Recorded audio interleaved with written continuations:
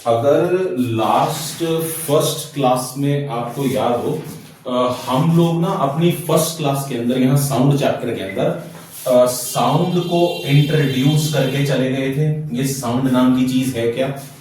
इसी first class के अंदर हमने ये समझ लिया था टू फ्रो मोशन क्या होता है, हम लोग ये भी डिस्क्राइब कर गए थे। And at the same time इस टू फ्रो मोशन का ग्राफ कैसे बनता है, हमने ये वाली सारी बात समझ ली थी। इन तीनों बातों को समझने के बाद आज की सेकंड क्लास के अंदर, अगर आपको याद हो, हम लोगों ने अपना एक सेकंड टॉपिक पिकअप करना था जिसको लास्ट टाइम कुछ इंट्रोड्यूस हुआ था, और वो सेकंड टॉपिक था प्रोपगेशन ऑफ साउंड। अगर आपको याद हो, मतलब हम लोगों को साउंड की प्रोपगेशन पढ़नी थी।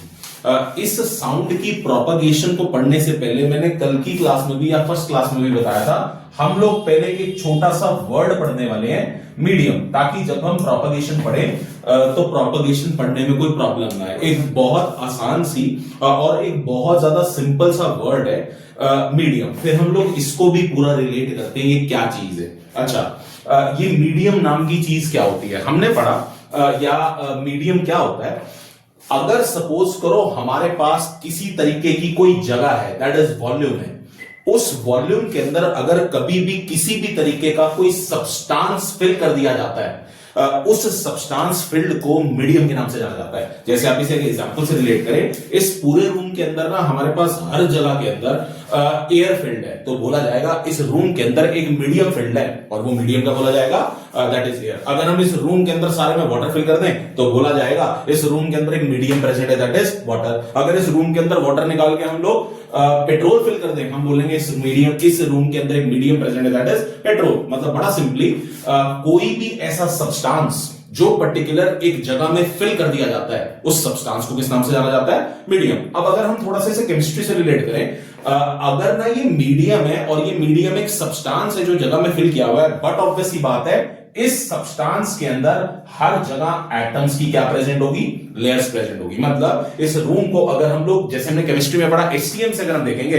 हमें हर जगह एटम्स की अलग अलग लेयर्स नजर आएगी, बिकॉज मीडियम एक तरह का आफ्टर ऑल एक मैटर है, तो वो एटम से मिलकर बना है, तो एटम्स की आपको लेयर नजर आएगी। इन शॉर्ट, ये एक ऐसा सब्सटेंस है जो पूरी जगह में फिल किया जाता है। इस मीडियम शब्द का डायरेक्ट रिलेशन आता है जब हम लोग क्या समझते हैं? प्रोपगेशन। इस मीडियम वाले वर्ड को पढ़ने के बाद जरा प्रोपगेशन का जो हमने फर्स्ट क्लास में थोड़ा सा लिंक समझा, जरा उसे रिलेट करते हैं। हमने पढ़ा, अगर ये शब्द आपके पास नजर आता है प्रोपगेशन, प्रोपगेशन शब्द का बड़ा सिंपल सा मतलब होता है दैट इज साउंड का एक जगह से दूसरी जगह ट्रैवल कर जाना। लेट अस से आपके पास किसी जगह पर किसी एक पॉइंट पर साउंड प्रोड्यूस हुई, और वो साउंड अगर ट्रैवल करती करती करती करती किसी दूसरी जगह चले जाती है, इस साउंड की ट्रैवलिंग को प्रोपगेशन के नाम से जाना जाता है। और अगर हमें साउंड की प्रोपगेशन को समझना है, ये प्रोपगेशन हमने फर्स्ट क्लास में भी रिलेट किया था, दो फिनोमिनास की वजह से होता है, और उन दो फिनोमिनास को बोला जाता है, एक को बोला जाता है कंप्रेशन और एक को बोला जाता है रेयरफैक्शन। तो हम लोग बेसिकली इन्हीं दोनों चीजों को समझने वाले हैं। इन दोनों को समझते हुए वहां पे मीडियम रोल में आएगा, तो थोड़ा सा पहले मीडियम क्लियर होना चाहिए, फिर हम लोग समझते हैं कंप्रेशन रेयरफैक्शन क्या होता है। दस कंक्लूडिंगली, अगर साउंड एक जगह से दूसरी जगह ट्रैवल कर रही है, उसको हम लोग क्या बोलते हैं? Propagation of sound. और इस प्रोपगेशन को करवाने के लिए दो मेजर फिनोमिना डील करते हैं, और वो दो मेजर फिनोमिना कौन कौन से होते हैं? कंप्रेशन एंड रेयरफैक्शन, जो हम लोग अभी जस्ट समझते हैं ताकि हमारा टॉपिक क्लियर हो जाए। बहुत इजी, छोटा सा और आस्केबल क्वेश्चन है जो हमें पता होना चाहिए। पहले इतना लिखते हैं, medium is any substance which is filled in a volume, which is filled in a volume. Example, air, water, etcetera. Example, air, water, etcetera.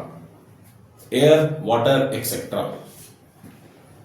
Air, water, etcetera. समझ में आई ये बात जी? मीडियम वाली बात समझ में आई? मीडियम क्या होती है? पक्का कोई दिक्कत तो नहीं आता? अब जरा ध्यान से रिलेट करना, ये कॉम्प्रेशन और रेयरफैक्शन नाम की चीज क्या, और थोड़ा सा इमेजिनेशन पावर रखना, तभी जाकर हम लोग इसको रिलेट कर पाएंगे। थोड़ा सा अटेंटिवली मेरी बात सुनना। मतलब हम साउंड की क्या पढ़ने वाले हैं? ट्रैवलिंग पढ़ने वाले हैं, या फिर साउंड एक जगह से जब दूसरी जगह जाती है, हम लोग वो बात पढ़ने वाले हैं, जिसको कंप्रेशन से and at the same time किससे मार्क किया जाता है? रेयरफैक्शन से। ध्यान से सुनना मेरी बात, बहुत ध्यान से, और जरा थोड़ा सा एक्टिव माइंड को रखना, तब समझ पाएंगे। अच्छा, हम लोग बात कर रहे हैं साउंड की प्रोपगेशन की, that is travelling. Let us से एक जगह है कोई, अब आफ्टर ऑल अगर मैं बोल रहा हूं यहां पर कोई जगह प्रेजेंट है, तो एक बात बड़ी सिंपल सी एनालाइज करने वाली है, इस जगह में कोई ना कोई सब्सटेंस फील्ड होगा। अगर इस जगह में कोई ना कोई सब्सटेंस फील्ड होगा तो हर जगह वहां पर क्या प्रेजेंट होंगे, एटम्स प्रेजेंट होंगे। हमने अभी अभी पढ़ा ना, अगर हमारे पास एक जगह होती है उसके अंदर कोई ना कोई सब्सटेंस फील्ड है, दैट इज वहां मीडियम प्रेजेंट है, तो मतलब उस मीडियम को अगर हम लोग अपने एसटीएम माइक्रोस्कोप से देखने की कोशिश करेंगे, हमें वहां पर अलग अलग एटम्स की लेयर्स नजर आएगी। चाहे ऐसे देख लो चाहे ऐसे देख लो, अलग अलग एटम्स की क्या प्रेजेंस होगी, लेयर्स प्रेजेंट होगी। लेट अस से इस मीडियम के अंदर अगर कभी भी किसी जगह पर कोई साउंड प्रोड्यूस हुई किसी भी तरह की, सपोज करो किसी ने यहां पे हॉर्न ब्लो कर दिया, सपोज करो किसी ने यहां पर हम एक रूम में बैठे हैं, दूसरे रूम से हमें किसी ने आवाज लगा ली, जैसे ही किसी जगह पर कोई साउंड प्रोड्यूस होती है या फिर ये साउंड वाली एनर्जी प्रोड्यूस होती है, तो होता क्या है, ये साउंड वाली एनर्जी इस मीडियम के अंदर जितने भी एटम्स प्रेजेंट हैं उन एटम्स की लेयर के ऊपर एक प्रेशराइज्ड इफेक्ट क्रिएट करती है। लेट अस से यहां पर कोई साउंड प्रोड्यूस हुई, वो साउंड प्रोड्यूस होते ही क्या करेगी, यहां पर जितने भी एटम्स प्रेजेंट है वो साउंड एनर्जी इन एटम्स के ऊपर पीछे से क्या इंपैक्ट लगाएगी, एक प्रेशराइज्ड इंपैक्ट लगाएगी। जैसे ही ये साउंड एनर्जी इस मीडियम के अंदर आएगी और वो प्रेशराइज्ड इंपैक्ट लगाएगी, अभी अभी हमने पढ़ा है सारे में एटम्स की लेयर प्रेजेंट होगी। जैसे इस बात से रिलेट करो, सपोज करो ये एक एटम की लेयर है और साथ ही साथ उसके साथ एक और एटम की लेयर प्रेजेंट है। ये दो एटम्स की लेयर से मैं समझा रहा हूं कॉम्प्रेशन रिफ्रैक्शन, जरा रिलेट करना। साउंड एनर्जी आई, जैसे कहीं से साउंड एनर्जी आई, ये जो पहली लेयर के एटम प्रेजेंट थे ना, इनको पीछे से ना एक इंपैक्ट मिला। जैसे इन पहली लेयर के एटम्स को पीछे से इंपैक्ट मिला, इन लेयर्स के एटम्स ने, या सारे एटम्स की बात हो रही है, इन लेयर्स के एटम्स ने पीछे से इंपैक्ट मिलने की वजह से एक मोशन करना स्टार्ट किया और ये लेयर धीरे धीरे धीरे धीरे धीरे धीरे इस सेकंड लेयर के पास आना स्टार्ट हो गई और पास आते आते आते आते इस लेयर से ये लेयर स्ट्राइक कर गई। जैसे ही साउंड एनर्जी आई, ये पहली लेयर क्या कर रही है, धीरे धीरे धीरे पीछे से प्रेशराइज इफेक्ट मिला, ये दूसरी लेयर के पास आना स्टार्ट हो गई और पास आने की वजह से इस लेयर ने इस सेकंड लेयर से टकराना स्टार्ट कर दिया, कोलिजन हो गया। अच्छा, जब ये पहली लेयर पास आकर दूसरी लेयर से टकराएगी, to every action there is an equal opposite reaction. Second layer क्या करेगी, इस पहली लेयर पे वापस फोर्स लगाएगी, जिसकी वजह से अब ये लेयर क्या करेगी, टकराने के बाद अपने इंपैक्ट को वापस लेकर जाएगी। इन शॉर्ट एक बात नोटेबल है और जरा ध्यान से ऑब्जर्व करने वाली है, जैसे ही कोई साउंड एनर्जी आती है, इस पहली लेयर के एटम्स को पीछे से इंपैक्ट मिलता है और ये पहले वाली लेयर दूसरी लेयर के पास आना स्टार्ट करती है, कोलाइड कर जाती है और कोलाइड करने की वजह से फिर चली जाती है। इसका मतलब इस पहली लेयर के एटम्स ने एक स्पेशल तरीके का मोशन प्रेफर किया और वो स्पेशल तरीके का मोशन कैसा हुआ, पहले इधर गए, कोलिजन हुआ, कोलिजन होने के बाद ये कहां चले गए, वापस चले गए। मतलब इस लेयर के एटम्स ने या इस लेयर के सराउंडिंग एटम्स ने एक स्पेशल तरीके का मोशन प्रेफर किया, that is to fro motion. ये काम तभी हो पाया जब बाहर से क्या आई है, साउंड एनर्जी आई है। दैट इज साउंड एनर्जी आते ही पहली लेयर के एटम्स ने टू फ्रो मोशन स्टार्ट कर दिया, दैट इज कोलिजन हुआ, फिर ये वापस गई। और सबसे पहली बात तो नोट करने वाली ये है, एनर्जी आते ही मीडियम के जो एटम होते हैं वो टू फ्रो मोशन करना स्टार्ट कर जाते हैं। अच्छा, उसके बाद अब जरा इस फर्स्ट लेयर को छोड़कर सेकंड लेयर को रिलेट कर देखना, ध्यान से सुनना। मैंने बोला एनर्जी का इंपैक्ट आया, पहली लेयर दूसरी लेयर से टकरा गई, जब पहली लेयर दूसरी लेयर से टकरा गई, अब जरा फर्स्ट लेयर को इग्नोर करके सेकंड लेयर पे आओ, दैट इज से ये सेकंड लेयर है और ये कोई थर्ड लेयर है। जैसे ही वो फर्स्ट लेयर इस सेकंड लेयर से टकराई, इन्होंने अपना इंपैक्ट दिया, ये लेयर के अंदर जानी स्टार्ट हुई थर्ड लेयर के पास, इस थर्ड लेयर से टकरा गई और टकराने की वजह से क्या हुआ, अब to every action there is equal opposite reaction, ये सेकंड लेयर अब फिर से कहां पे आ गई, वापस आ गई। मतलब ये जो सेकंड लेयर के एटम्स हैं, ये भी कौन सा मोशन कर रहे हैं, टू फ्रो मोशन कर रहे हैं। इस तरीके से जब भी कभी साउंड एनर्जी एक मीडियम में एंटर करती है, तो मीडियम की जितनी भी लेयर्स ऑफ एटम्स हैं, ये सारे एटम्स एक स्पेशल तरीके का मोशन प्रेफर करेंगे और वो स्पेशल तरीके का मोशन कौन सा होने वाला है, टू फ्रो मोशन। ये लेयर भी टू फ्रो करेगी, ये लेयर भी टू फ्रो मोशन करेगी, ये लेयर भी टू फ्रो मोशन करेगी एंड सो ऑन। जितनी भी लेयर्स के एटम्स प्रेजेंट होंगे, यहां पर क्या करना स्टार्ट कर जाएंगे, टू फ्रो मोशन। अगर ये फर्स्ट नोटेबल बात हमें क्लब होती है कि लेयर्स एटम्स की पास आई, कोलिजन हुआ और वापस चली गई, टू फ्रो मोशन हुआ, तो ना प्रोपगेशन के अंदर कंप्रेशन रेयरफैक्शन समझना और इजी हो जाता है। अब जब ये लेयर के एटम्स टू फ्रो मोशन करना स्टार्ट हो गए, अब प्रोपगेशन में कंप्रेशन रेयरफैक्शन क्या बोला जाता है, ये भी बात ध्यान से सुनना। अभी अभी मैंने बोला यहां से साउंड एनर्जी का इंपैक्ट आया, साउंड एनर्जी का इंपैक्ट आया एक मीडियम के अंदर आया, इस मीडियम के इंपैक्ट जैसे ये साउंड एनर्जी का इंपैक्ट आया, ये जो एक लेयर के एटम्स है, ये एक लेयर के एटम्स पीछे से इंपैक्ट मिलते ही आगे आने स्टार्ट हुए, आते रहे आते रहे आते रहे आते रहे, और इस दूसरी लेयर के बहुत ज्यादा पास आ गए। ये पहली लेयर थी, ये दूसरी लेयर थी, जैसे ही पीछे से साउंड एनर्जी का इंपैक्ट आया, ये पहली लेयर दूसरी लेयर के क्या हो गई, बहुत ज्यादा पास आ गई। अगर कभी भी किसी मीडियम के अंदर साउंड एनर्जी एंटर कर जाए और उस एनर्जी के एंटर करने की वजह से जब एटम्स को पीछे से इंपैक्ट मिले और लेयर्स एक दूसरे के क्लोज आ जाए, क्लोज आने की वजह से जहां पर लेयर्स क्लोज आए वहां पर बहुत ज्यादा एटम्स की डेंसिटी बढ़ जाए, ये लेयर्स का क्लोज आ जाना या एटम्स की डेंसिटी का बहुत ज्यादा बढ़ जाना, इस पर्टिकुलर सेक्शन को कंप्रेशन के नाम से जाना जाता है। मतलब साउंड एनर्जी आई, साउंड एनर्जी के आते ही क्या हुआ, मीडियम के एटम्स पहली लेयर वाले सेकंड लेयर के पास आने स्टार्ट हो गए, पास आते रहे आते रहे आते रहे। जैसे ये मीडियम के एटम्स पास आने स्टार्ट हुए, आप देखो ये लेयर्स बहुत क्लोज आ गई।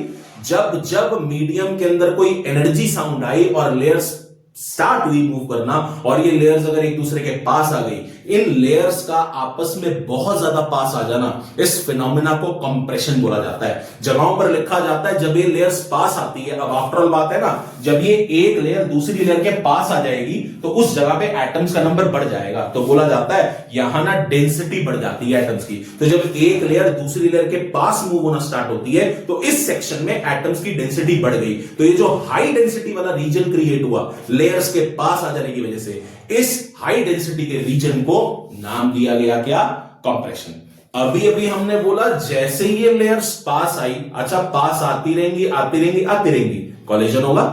जैसे ये लेयर्स आपस में कोलाइड करेंगी, अब कोलाइड करने से क्या होगा, ये लेयर पीछे जाएगी और इस लेयर को इंपैक्ट मिलेगा आगे जाने का।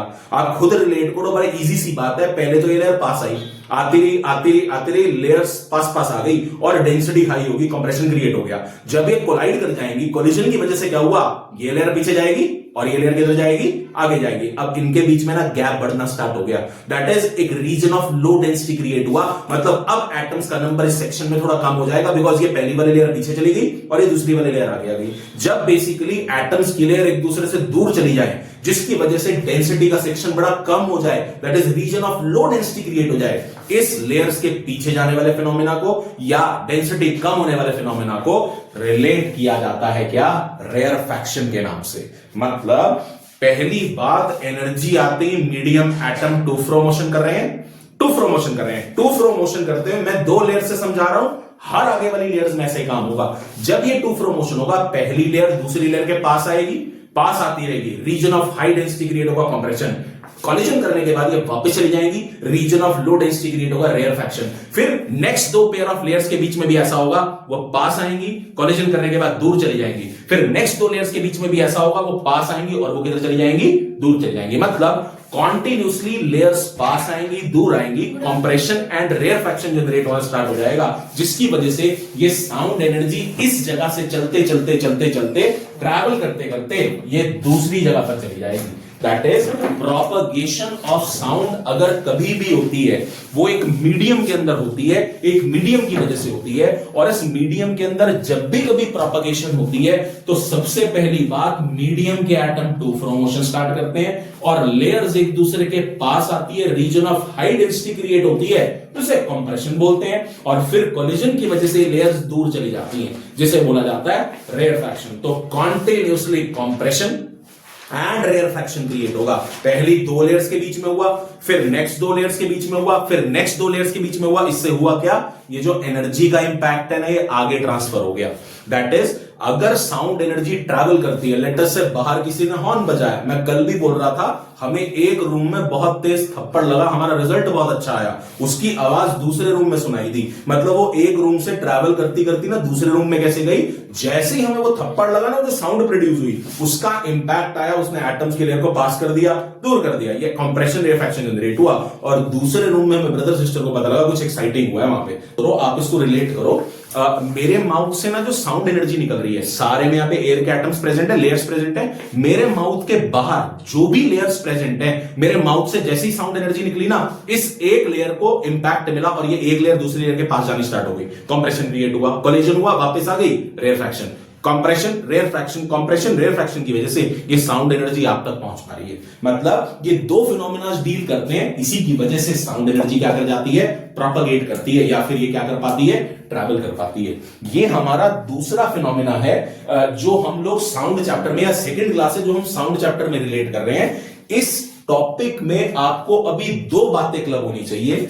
मीडियम के एटम्स कर रहे हैं टू फ्रोमोशन, और लेयर्स पास आएंगी, region of high density create होगी कंप्रेशन, और लेयर्स दूर जाएंगी, region of low density create होगी, दैट इज रेयरफैक्शन। तो एक वर्ड में, एक लाइन में बोला जाता है, due to compression and rarefaction sound propagates in a medium. Sound एक मीडियम में एक जगह से दूसरी जगह ट्रैवल कर जाती है। ये बात हमें यहां से क्लब होनी चाहिए। अच्छा, अभी अभी जो हमने कंप्रेशन और रेयरफैक्शन को, लेयर्स का पास आना और दूर आना समझा, जब साउंड एनर्जी आई उसको एक डायग्रामेटिक व्यू से भी रिप्रेजेंट किया जा सकता है, जो हमारी बुक्स में बनाया जाता है। इस डायग्रामेटिक व्यू के अंदर ब्रॉडली हमें पता लगेगा एटम्स का कुछ लेयर पास आई जिसकी वजह से डेंसिटी बढ़ गई और फिर दूर चली गई, डेंसिटी कम हो गई। तो इस पिक्टोरियल व्यू के अंदर आपको ना थोड़ा डेंसिटी हाई और लो वाला सेक्शन रिलेट होगा।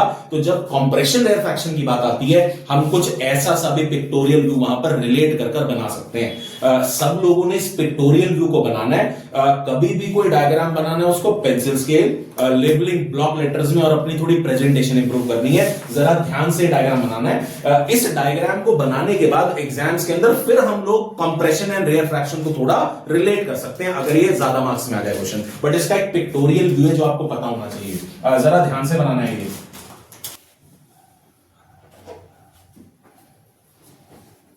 तो अभी जैसे हमने रिलेट किया ना, अगर हम अपने डायग्राम में रेफर करें, अगर आप ध्यान से देखोगे आपको ना इस डायग्राम में नजर आएगा एक साउंड प्रोड्यूसिंग ऑब्जेक्ट ने ना साउंड प्रोड्यूस की, जिसकी वजह से ना मीडियम के एटम्स को पीछे से प्रेशराइज इफेक्ट मिला, और लेयर्स ना एक दूसरे के पास आई और हाई डेंसिटी की रीजन क्रिएट हुई। तो आपको डायग्राम में नजर आ रहा होगा यहां पर एक कंप्रेशन का सेक्शन जनरेट हुआ, फिर लेयर्स दूर हो गई, वहां पर एक रेयरफैक्शन का सेक्शन जनरेट हुआ, फिर उसके बाद दोबारा से कंप्रेशन रेयरफैक्शन जनरेट हुआ। मतलब मीडियम के एटम्स टू फ्रोमोशन करते रहते हैं, और इस टू फ्रोमोशन को करने की वजह से एटम्स पास आ जाते हैं, डेंसिटी बढ़ जाती है, कोलिजन के बाद दूर जाते हैं, डेंसिटी कम हो जाती है। ये कॉन्टिन्यूअस कंप्रेशन रेयरफैक्शन जनरेट होता रहता है, और आपकी साउंड एनर्जी इस जगह से चलती वो किसी दूसरी जगह पर चली जाएगी, और इसी ट्रैवलिंग ऑफ साउंड को क्या बोला जाता है, that is propagation of sound. मतलब दो बातें फिर से बोल रहा हूं मैं, एक तो मीडियम एटम टू फ्रोमोशन कर रहे हैं, और दूसरी बात ये प्रोपेगेशन होने के लिए कंप्रेशन एंड रेयरफैक्शन नाम की चीज जनरेट हुई,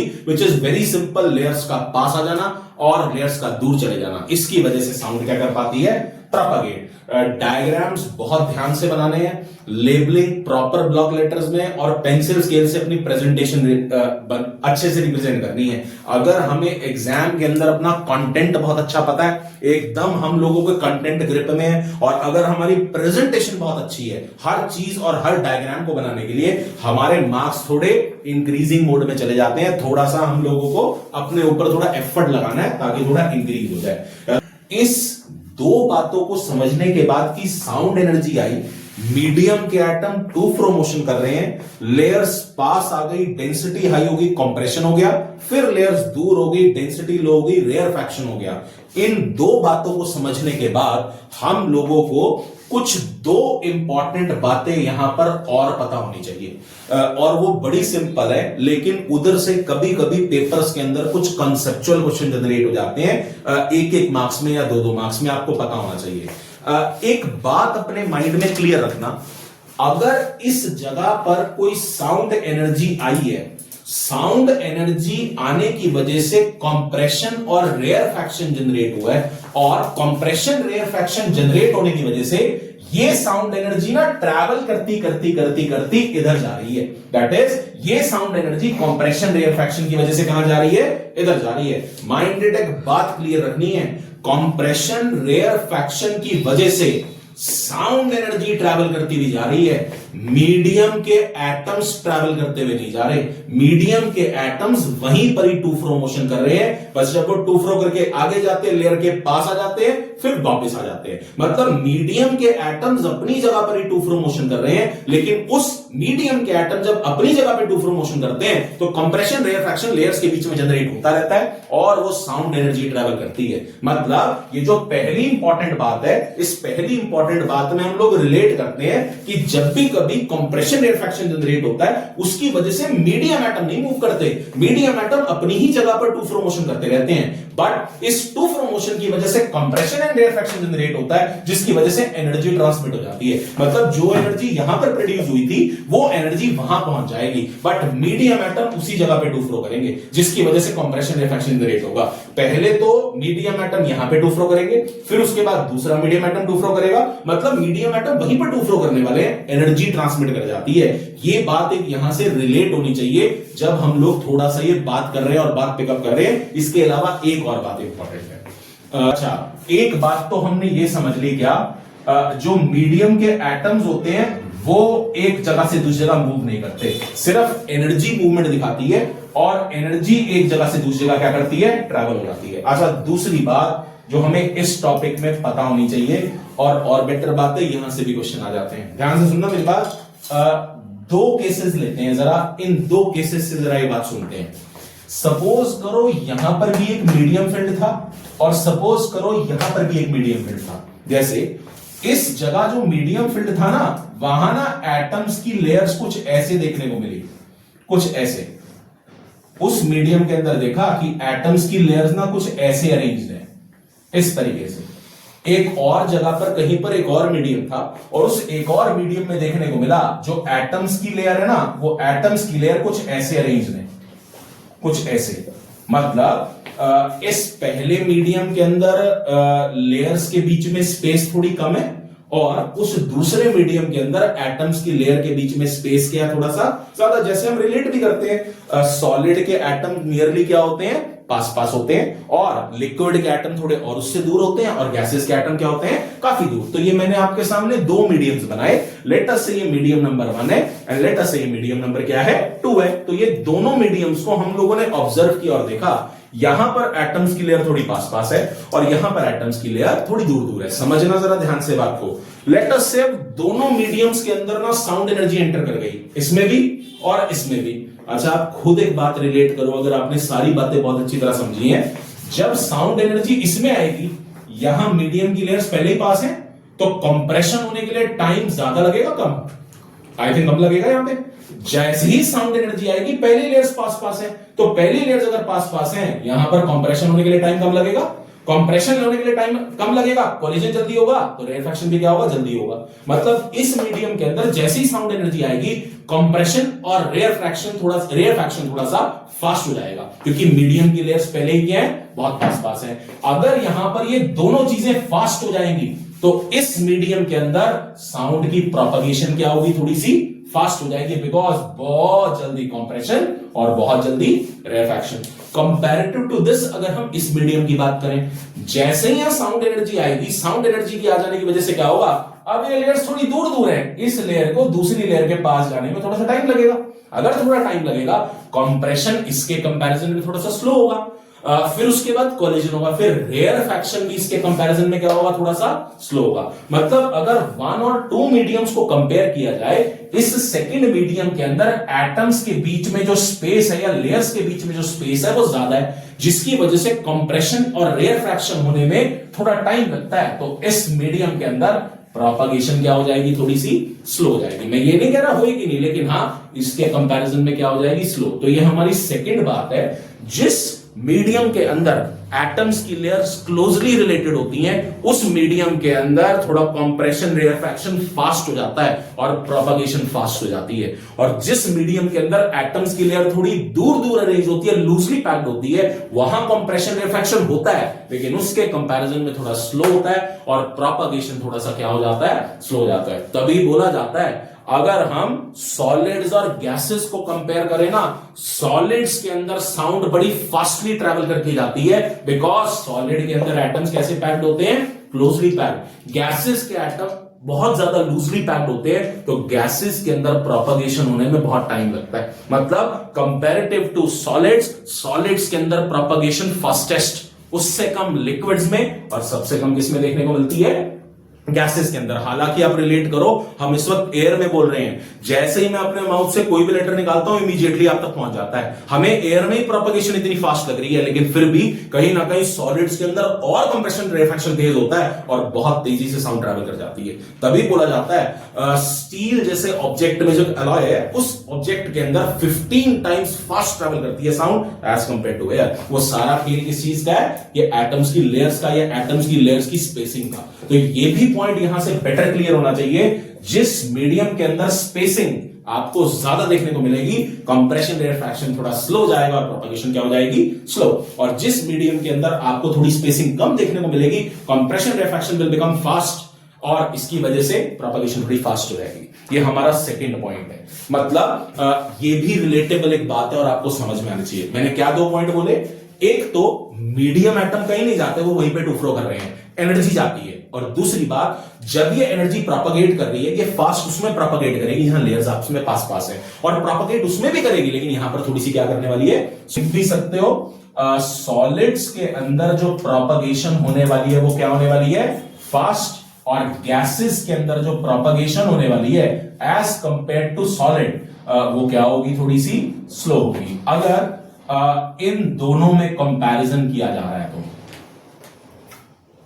इन दोनों में कंपैरिजन किया जा रहा है तो इन दोनों में सॉलिड्स के अंदर फास्ट कंप्रेशन रेयरफैक्शन और गैसेस के अंदर थोड़ा सा स्लो प्रोपगेशन। मतलब आज की सेकंड क्लास में ना आपने 4 बातें क्लब की, जरा नोट करें, हमने 4 बातें क्लब की ताकि आपको ये पूरा प्रोपगेशन वाली बात समझ में आए। पहली बात, मीडियम क्या होता है, हमने ये बात रिलेट कर ली, मीडियम सब्सटेंस फील्ड होता है। उसके बाद हम मेन टॉपिक पे आए प्रोपगेशन पे, हमने बात की जैसे ही कोई एनर्जी, साउंड एनर्जी एंटर करती है, मीडियम के एटम टू फ्लो मोशन करना स्टार्ट कर जाते हैं। उस टू फ्लो मोशन की वजह से थर्ड बात हमने की, कंप्रेशन रिफ्रैक्शन जनरेट होता है, हाई डेंसिटी लो डेंसिटी क्रिएट होती है और एनर्जी प्रोपगेट कर जाती है। हमने तीसरी बात यहां रिलेट की, मीडियम के एटम टू फ्लो तो करते हैं, लेकिन मीडियम के एटम अपनी जगह पर रहकर टू फ्लो करते हैं, एनर्जी ट्रैवल होती है, मीडियम के एटम ट्रैवल नहीं होते, वो वहीं पर टू फ्लो कर रहे होते हैं। और फोर्थ बात हमने रिलेट की कंपैरिजन की, जहां पर एटम्स की लेयर्स, दैट इज मीडियम के एटम्स की लेयर पास पास होंगी, वो कंप्रेशन रिफ्रैक्शन फास्ट हो जाएगा, प्रोपगेशन फास्ट हो जाएगा, एल्स स्लो रहेगा। तभी हमने दो मीडियम्स में कंपैरिजन किया,